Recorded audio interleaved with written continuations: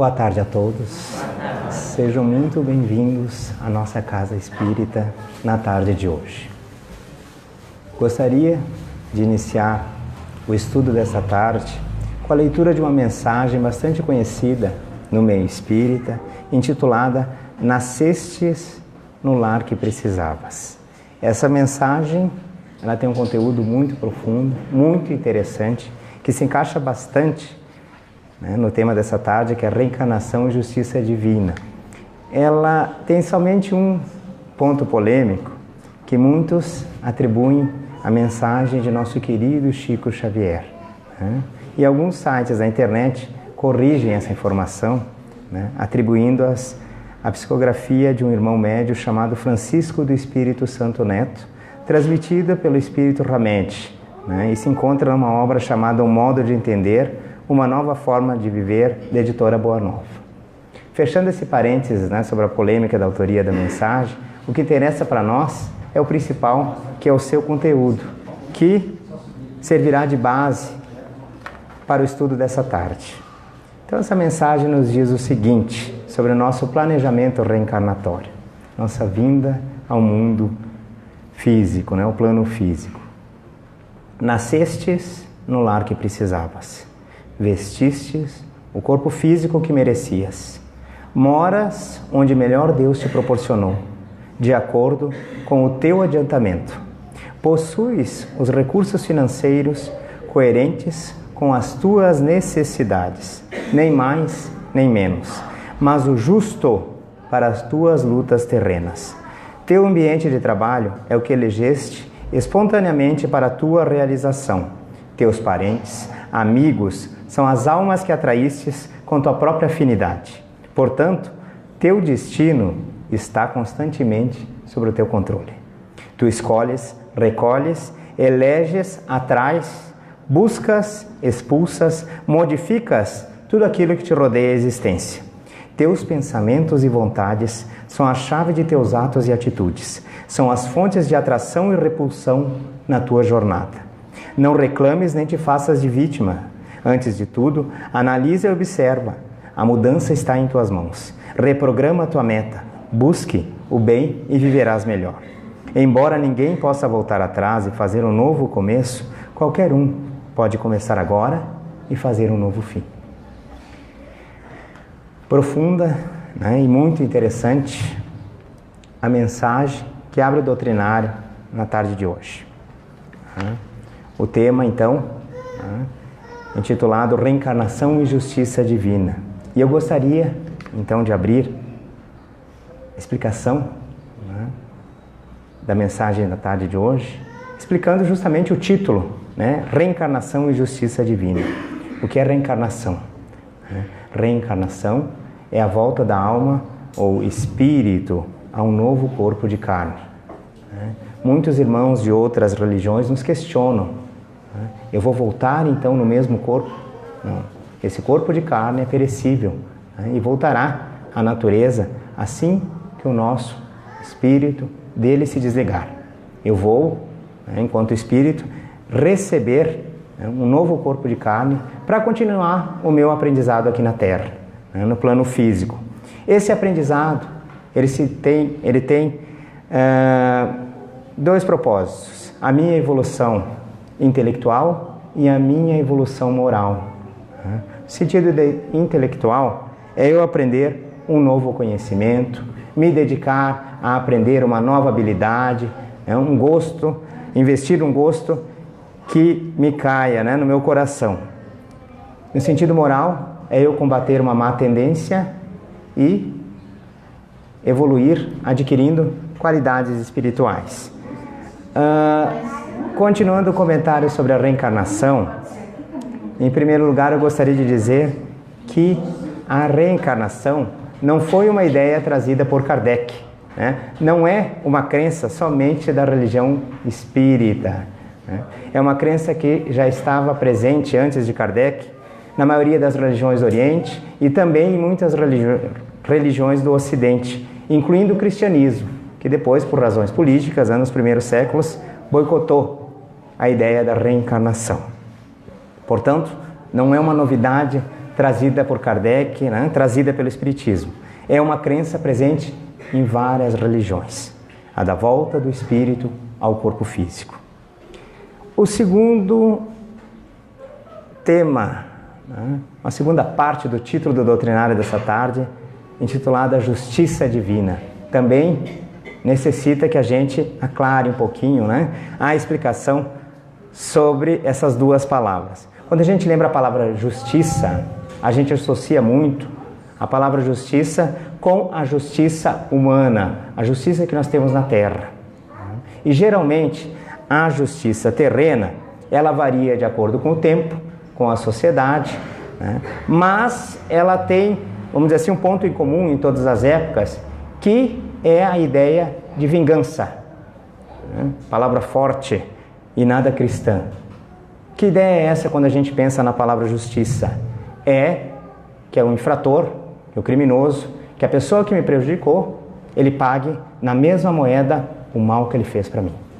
Já na época de Jesus, ainda vigorava a chamada lei mosaica, que dizia, né, olho por olho, dente por dente. Que você seja punido da mesma forma, né, cruel que você castigou o outro, puniu, né, infringiu as leis. Um exemplo bem prático, né, o julgamento da adúltera. Uma mulher acusada de adultério foi jogada à frente de Jesus para ser julgada pelo Mestre Divino, acusada de adultério. E a punição da lei mosaica era o apedrejamento. E Jesus, que nunca deixou de exemplificar no bem, colocou a multidão em fuga com uma pergunta básica, né? Aquele que estiver sem pecado, por favor, atire a primeira pedra na mulher pecadora. E nenhum deles tinha consciência limpa para isso. Mas essa era a lei da época de Moisés, essa ainda era a lei que vigorava na época de Cristo. Mas nós, enquanto espíritos imortais, ainda temos ela muito presente em nosso ser.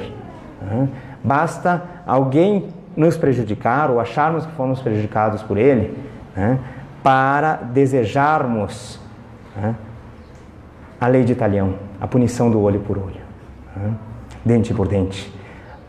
Um saudoso trabalhador, orador espírita e escritor famoso, né, chamado Richard Simonetti, ele comentava que quando a gente pensa o seguinte, né, que Deus, eu não vou fazer nada porque eu sou cristão, mas Deus há de punir esse cidadão, essa cidadã que me prejudicou, né? Lá na frente Deus há de fazer justiça, né? Quando a gente pensa assim, esse querido autor espírita nos diz que a gente nomeia Deus como nosso justiceiro, o nosso segurança, o nosso capanga, né? O nosso cangaceiro, que é aquele indivíduo criminoso, né? Que eu contrato ele para ir lá cometer um crime por mim. Então a gente nomeia, quando deseja o mal para o outro, e incluindo Deus na história, a gente mais ou menos nomeia Deus como nosso justiceiro. E eu não vou fazer nada, mas lá na frente Deus há de punir esse cidadão, essa cidadã. Isso é a justiça humana. Ilustrar esse comentário sobre a justiça humana, eu gostaria de citar uma história muito famosa, trazida pelo nosso querido Haroldo Dutra Dias, que é um irmão famoso, né? Tanto na produção de livros, quanto na oratória, nas suas palestras. E ele comenta sobre a justiça divina e a justiça humana, ele traz um exemplo prático da sua vida enquanto trabalhador espírita. Certa vez, ele foi procurado por um irmão desesperado. O irmão se sentia prejudicado por um companheiro de caminhada e desejava a sua morte. Dizia com palavras claras, para quem quisesse ouvir: eu sou cristão, mas eu desejo a morte de fulano pelo que ele me fez. E aí, Haroldo não estava sozinho, estava com outros irmãos da casa espírita, fazendo o trabalho que a maioria das casas espíritas tem, que a gente chama de atendimento fraterno, que é escutar e aconselhar, muitas vezes mais escutar do que aconselhar, né? E tentar. Cada um, irmão espírita, trabalhador que estava atendendo esse irmão, tentou aconselhar ele a mudar de ideia. E não tinha convencimento, não tinha palavra cristã que convencesse esse irmão. Aí, Haroldo fez um convite para esse irmão. Meu irmão, a gente entende que tu se sente injustiçado e eu vou te propor um acordo com Jesus. Na noite de hoje, Na noite de hoje você faz uma prece bem boa para o alto, pede aos bons espíritos que te levem a sonhar com Jesus. Encontre Jesus em teu sonho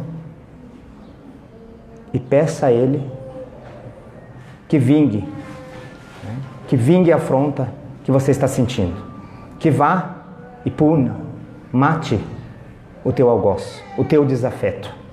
Peça a Ele que morreu na cruz, pedindo perdão aos seus algozes, peça a Ele que mate o teu desafeto.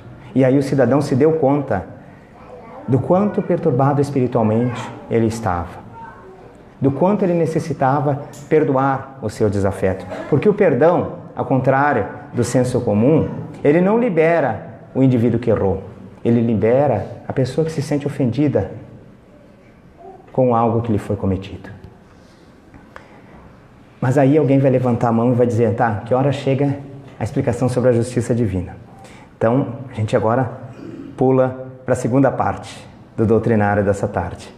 O mesmo irmão Haroldo Dutra Dias, ele além de destaque no meio espiritual, ele se destaca também no meio físico como um profissional da área de direito.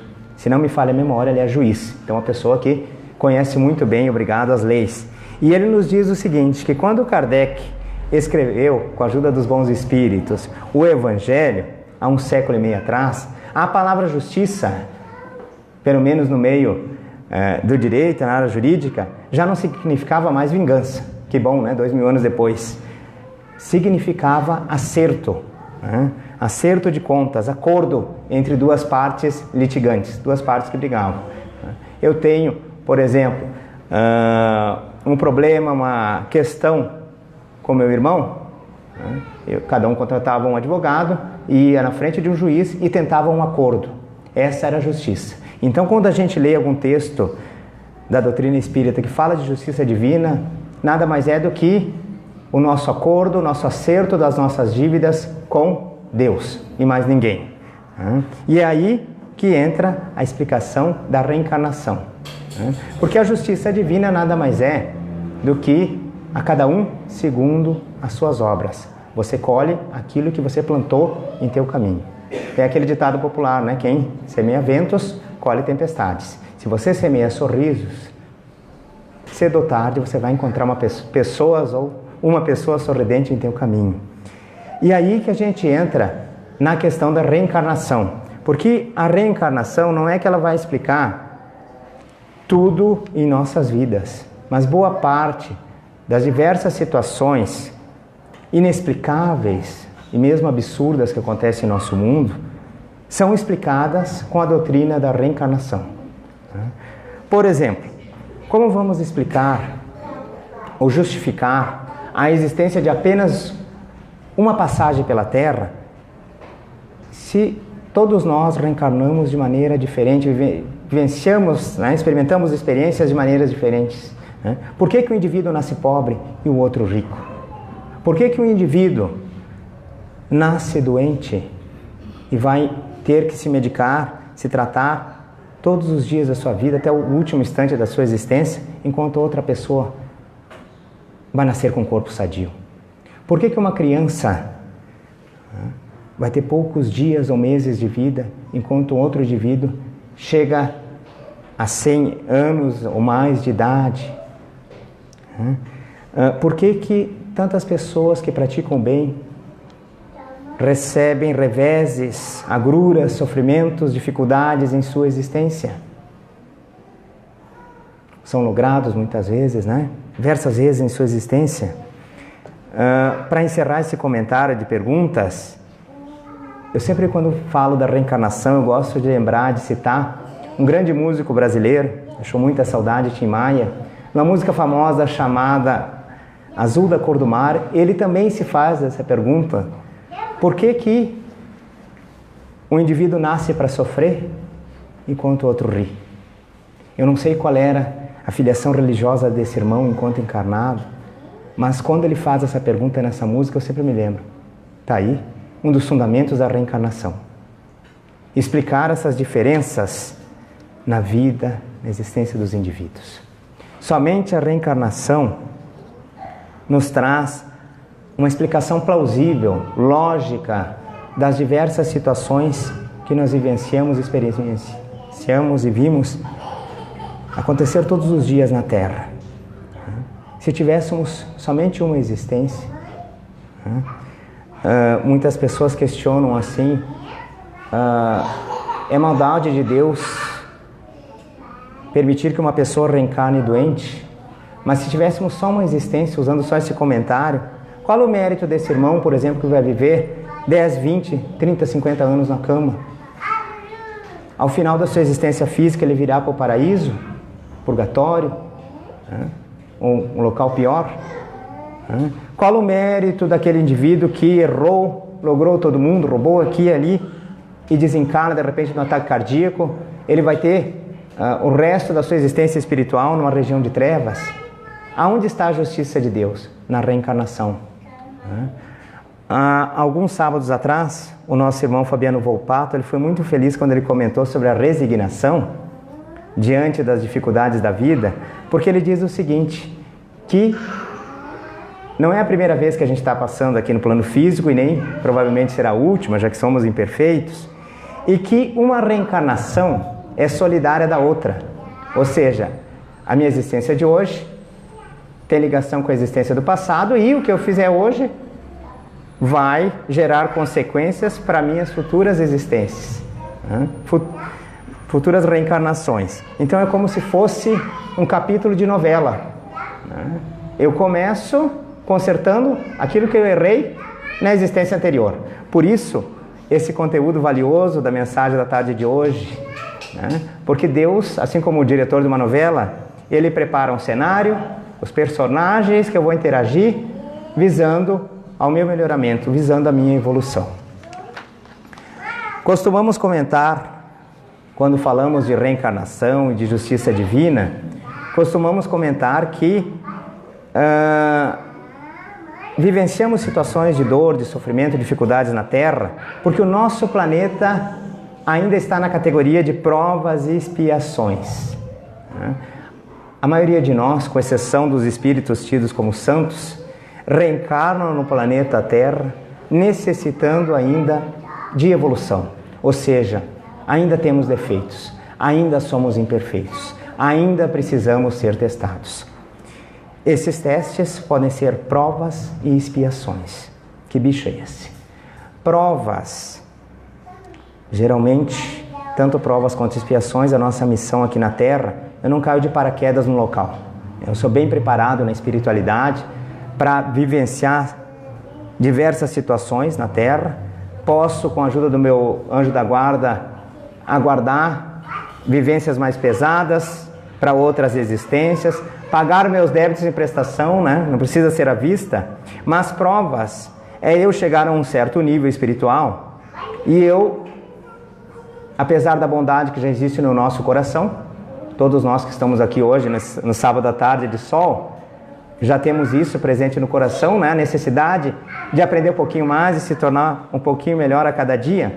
Mas eu vejo que ainda tem muitos itens de fabricação que eu ainda não tenho.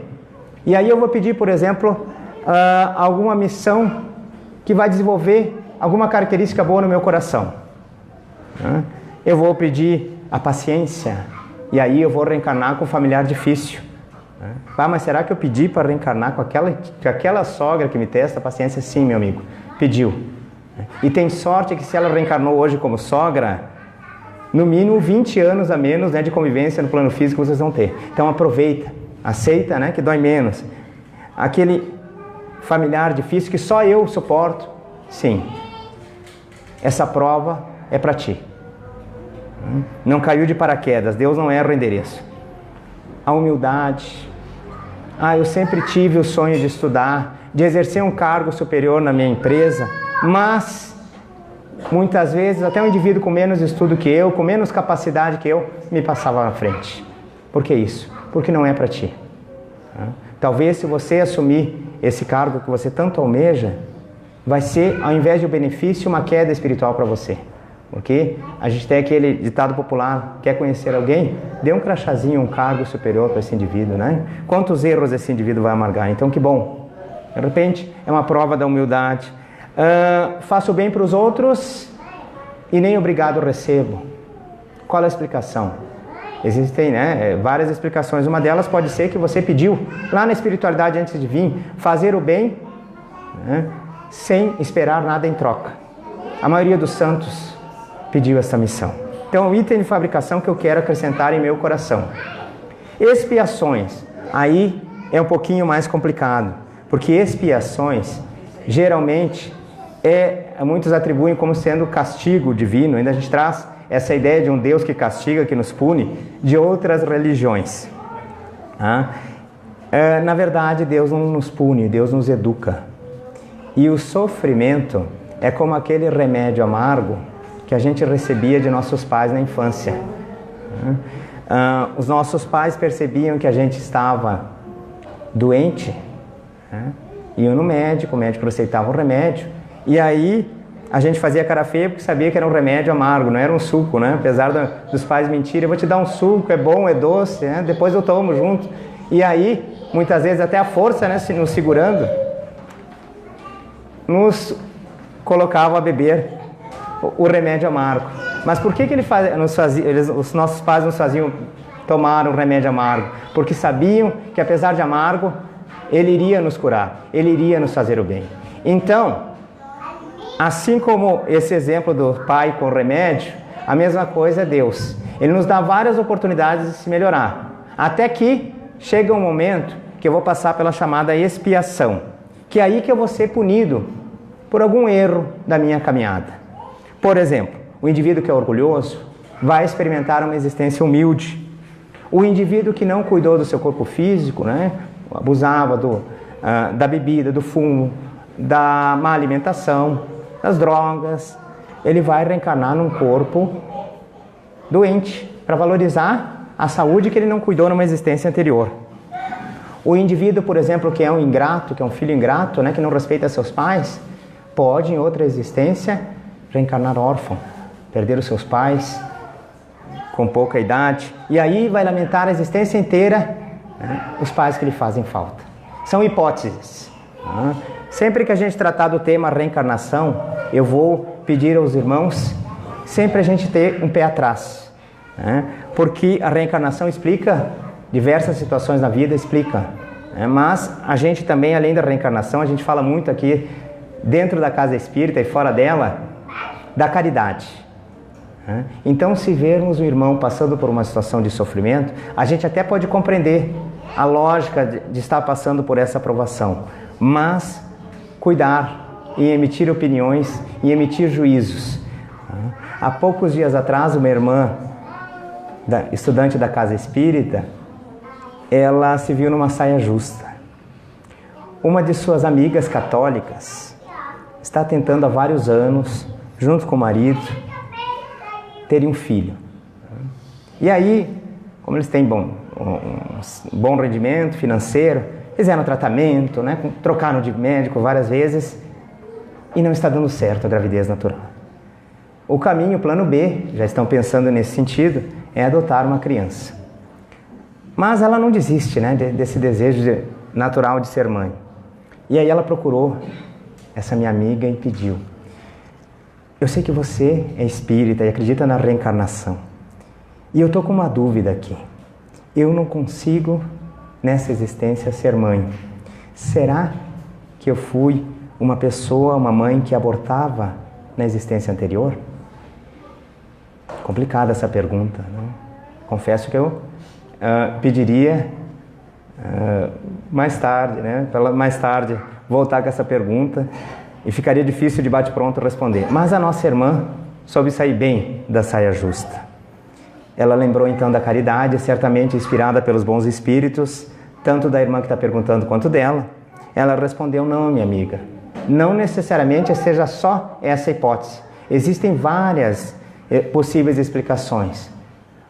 Pode nem ser que você e seu marido tenham praticado aborto na existência anterior. Talvez você e seu marido tenham sido pais negligentes. Tenham criado aquela famosa escadinha, vários filhos um atrás do outro, e tenham colocado eles para adoção, colocado eles para pedir esmola nas ruas, vivendo da prostituição, do crime. Enfim, não foram bons pais. Então Deus, em seu finito amor para vocês, Para não errarem novamente, não permitiu que vocês tivessem, então, um filho natural. E ela disse, mesmo dando essa explicação, saindo pela tangente, eu não sei se ela vai gostar, né? Porque a gente não gosta de ouvir certas coisas. Então se despediram, cada um foi para sua casa, e aí dali a pouco a irmã que perguntou, né, tuitou para a amiga espírita, muito obrigado, você tirou um peso das minhas costas. Até hoje eu me culpava de por que não ser mãe.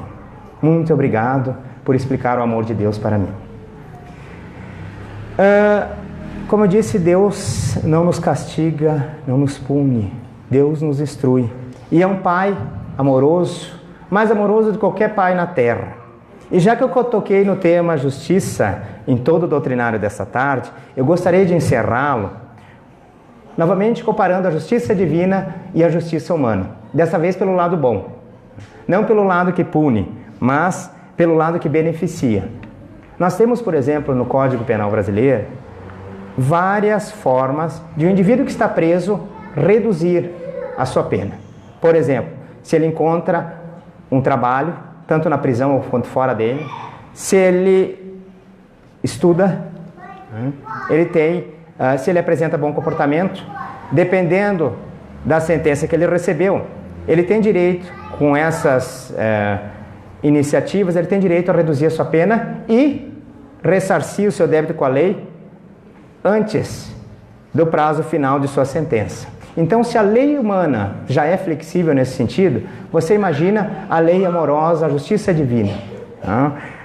Emmanuel nos fala que toda vez que nós nos encontrarmos no caminho do bem, ou seja, semeando bem, semeando coisas boas, aonde nós encontramos, na família, em sociedade, no nosso local de trabalho, a cobrança divina é suspensa. Ela é colocada em modo stand-by, congelada. Para não citar somente uma opinião, o apóstolo Pedro tem uma frase muito famosa que nos diz o seguinte, que o amor que nós amamos cobre uma multidão de pecados. E aí eu gostaria de encerrar o doutrinário dessa tarde contando uma história famosa dentro do meio espírita, intitulada O Merecimento. Ela é transmitida pelo espírito chamado Hilário Silva e dessa vez, corretamente, sendo atribuída à mediunidade de Chico Xavier e seu companheiro Valdo Vieira. Ela nos conta a história de um irmão chamado Saturnino Pereira. A descrição desse irmão é mais ou menos a descrição do homem de bem do Evangelho, segundo o Espiritismo. Era uma pessoa boa em família, um bom pai de família, bom esposo, um bom irmão, um bom colega de trabalho. Aquela pessoa que você lembrava quando precisava de um conselho, de uma palavra amiga, era em Saturnino Pereira que a gente lembraria. Certo dia, ele no seu trabalho, uma empresa de tecelagem, ele sofreu um grave acidente